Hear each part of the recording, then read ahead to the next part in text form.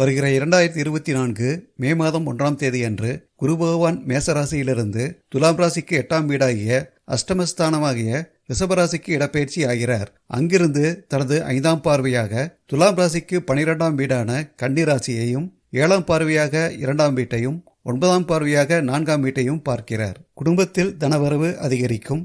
எதிர்பாராத நேரத்தில் திடீரென பணம் வந்து சேரும். அதே வேளையில் திடீரென விரயச் செலவுகளும் அதிகரிக்கும். ஆரோக்கியம் மேம்படும். மரண பயம் நீங்கி ஆயுள் விருத்தி ஏற்படும். வாழ்க்கை துணையுடன் அன்பாகவும் அந்யோன்யமாகவும் இருக்க விருப்பப்படுவீர்கள். அவரை சந்தோஷப்படுத்த ஆடை, ஆபரணங்கள், சுவையான உணவுகள், சுற்றுலா போன்றவற்றிற்காக செலவுகள் செய்ய நேரிடலாம். வீடு, வாகனம் போன்றவற்றை வாங்க சந்தர்ப்பங்கள் எதிர்பாராத வகையில் கூடி வரும். தாயாரின் உடல்நலத்தை பேணி காப்பீர்கள். வெளிநாடு செல்லும் யோகமும் பலருக்கு அமையும். தனவரவும் செலவும் எதிர்பாராத விதமாக வந்தாலும் விரயச் செலவுகளை கவனத்துடன் செய்யாமல் இருப்பது நன்மையை தரும்.